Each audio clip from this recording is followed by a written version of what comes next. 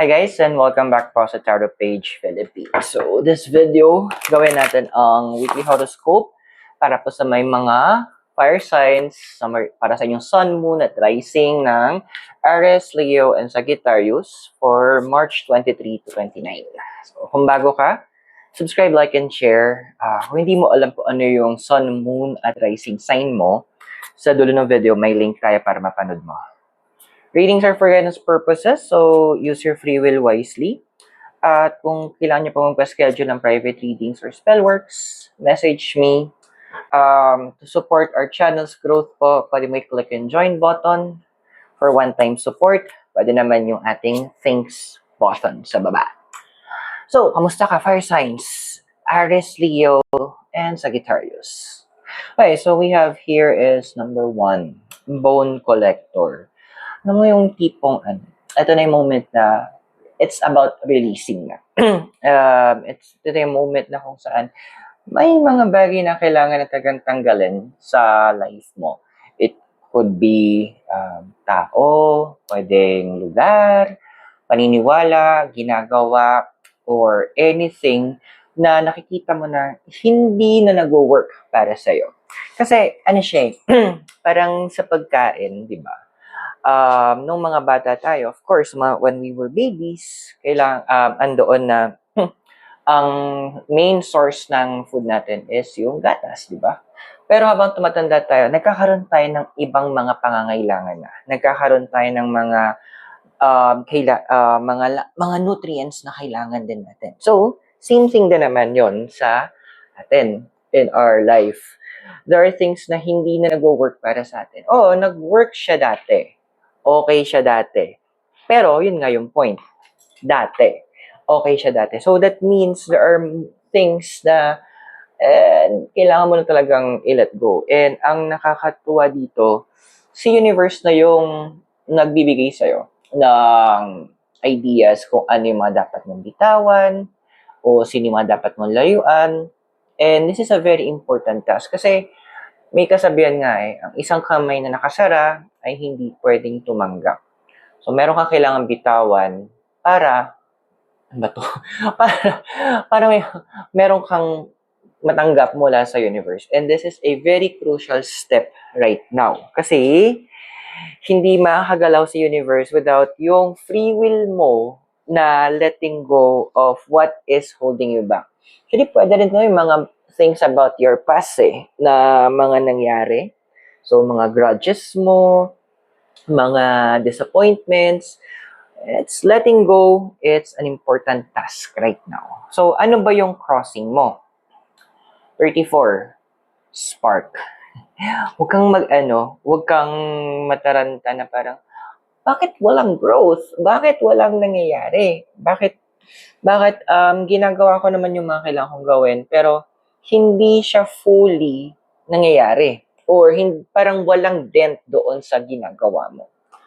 Well, one thing, panagdating tayo ng halaman, hindi naman yung automatic na lumalago, di ba? Hindi naman yung automatic na biglang boom, after an overnight, malaki na siya. No.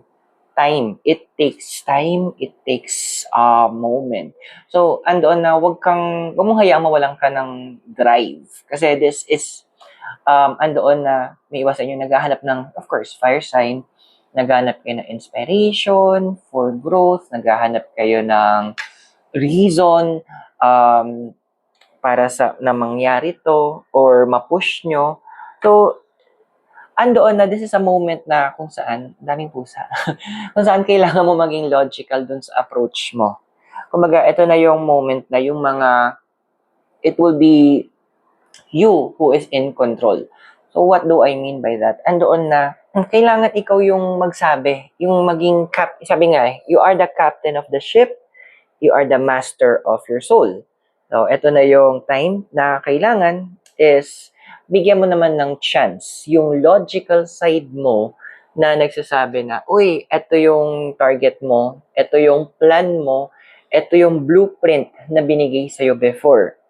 So, it's a moment that you need to continue what you're doing. Huwag kang magpapadala doon sa nararamdaman mo. Well, one thing Kasi meron akong munin alis ako. If yung tipong wala akong drive, ililigo ko siya para magising ako. Then, I'm going to do what I need to do. Kasi yun yung kailangan eh. Kailangan ikaw yung maging in control. Now, ano ba yung crown card mo o yung desire card? Meron tayo ditong number 21. Field of Dreams. Kunin nga natin to. Sana hindi manggulo yung mga pusa. Ayan. So, one of the desires na nakita ko dito is literal naman din. Simple. Fulfillment of dreams. Andoon na makuha mo yung gusto mo, ma-achieve mo yung gusto mo. And ang nakakatawa sa end mo kasi, mga fire signs, yung desire nyo is, o yung plano nyo, yung hinihiling nyo, hindi lang naman kayo ang magbe-benefit eh.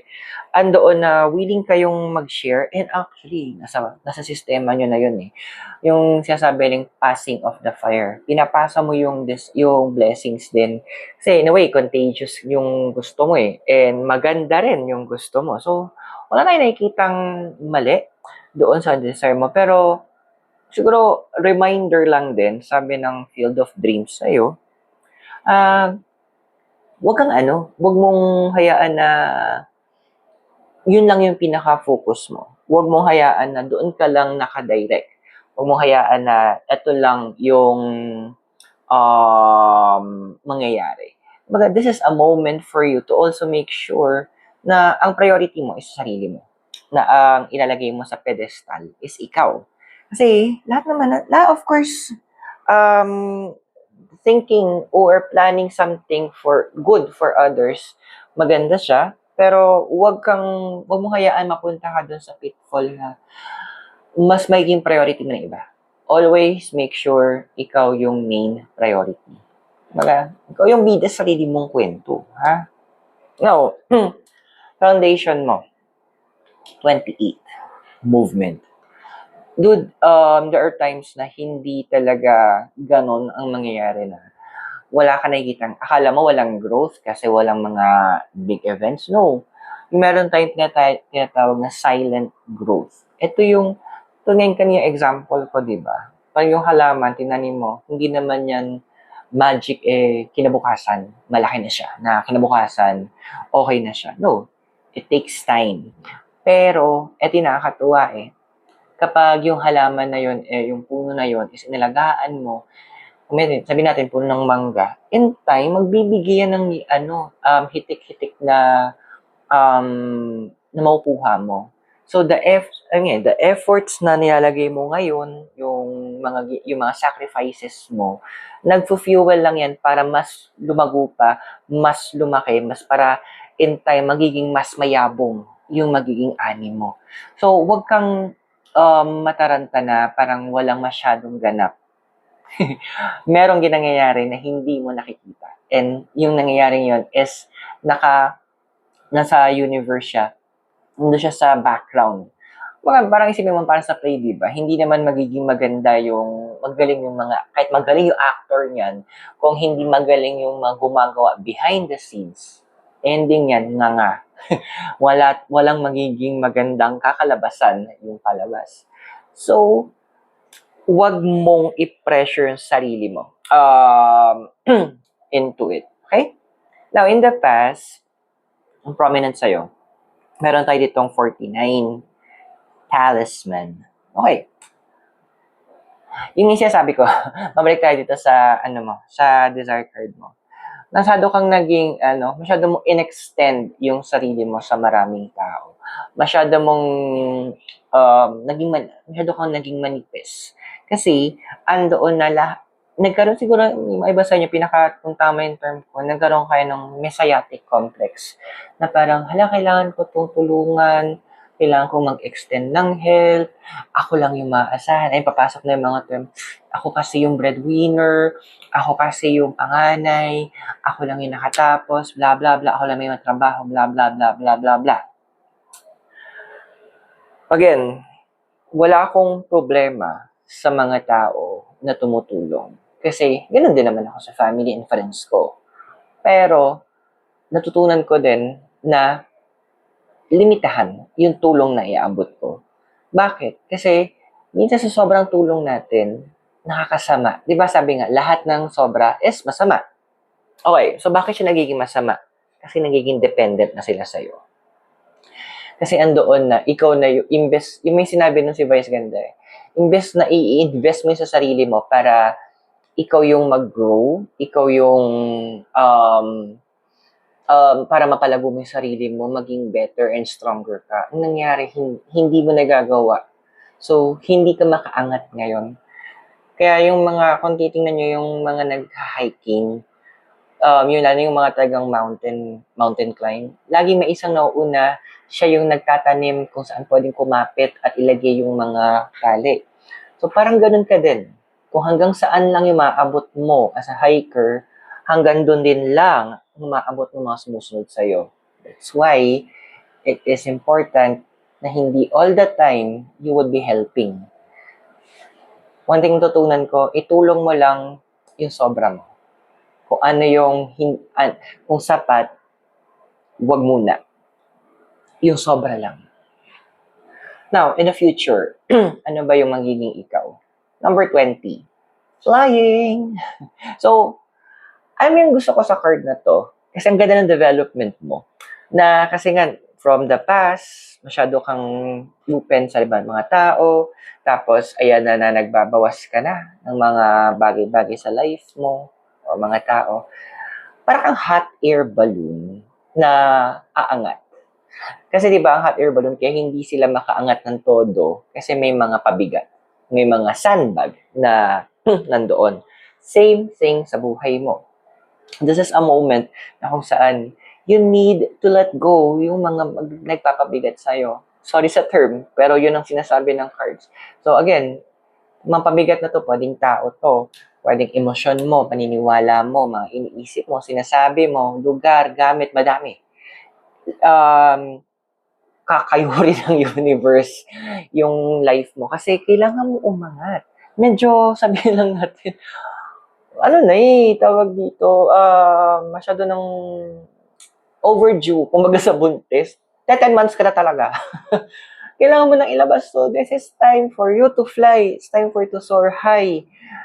It's time na ang priority mo again is yung sarili mo kasi moment mo na to. It is your moment to be that best version of yourself.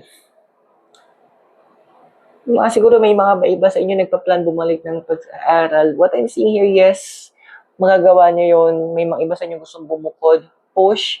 May mga iba naman gusto nyo nang palitan nyo siguro yung cellphone nyo kasi parang naghihingalo na siya at medyo nangailangan niya ng karelyebo. Yes, this is the moment for you. Kung nakaka-resonate ka sa readings natin, I invite you to subscribe, like, and share. At for private readings and spellworks, i-message nyo lang ako. At para dun sa mga gustong mag-support, use that join button or the thanks button. Pero tuloy natin ang meaning mo.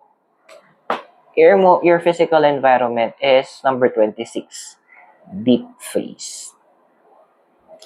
So, nakapanood na yung yung animation ng Frozen.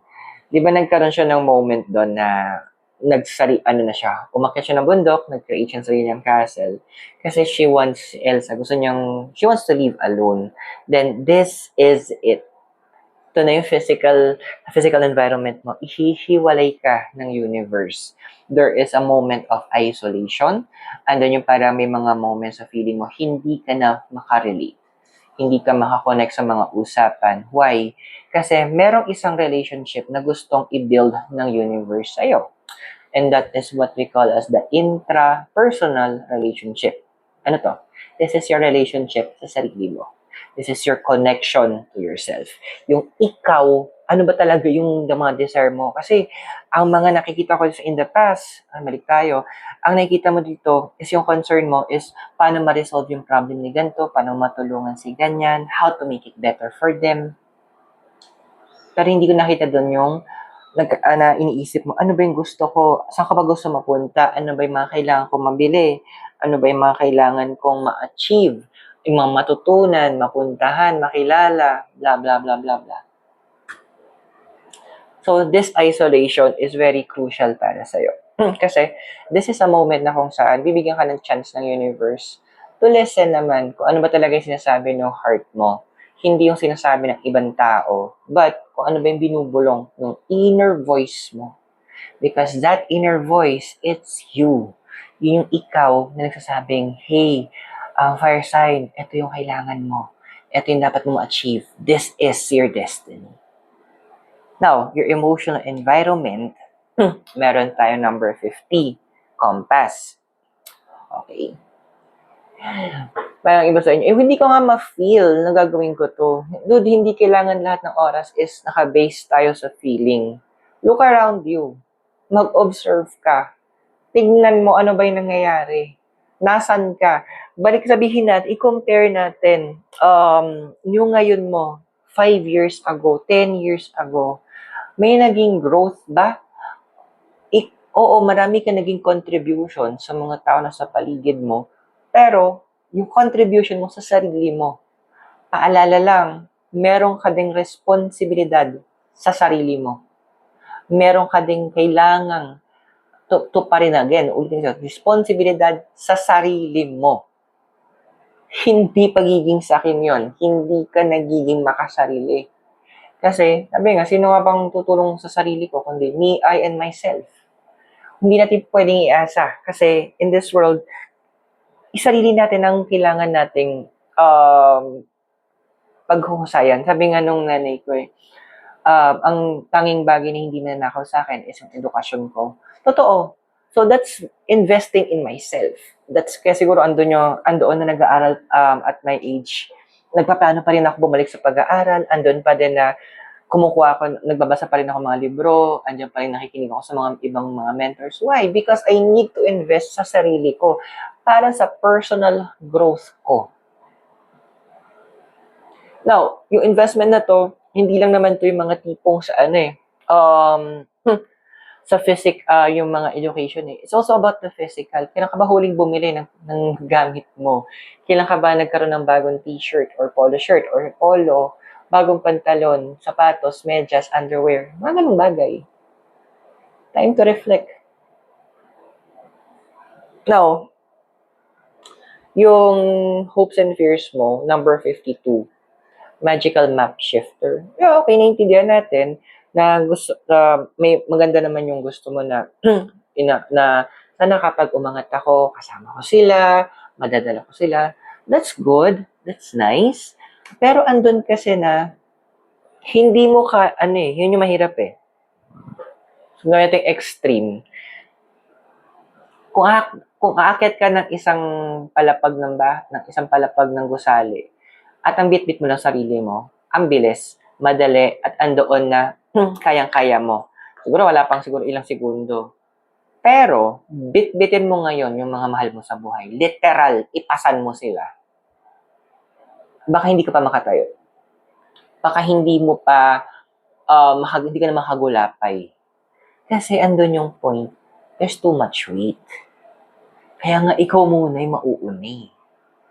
Kasi ikaw yung mag-prepare ng daan. Sabihin natin nakaakyat ka sa unang palapag.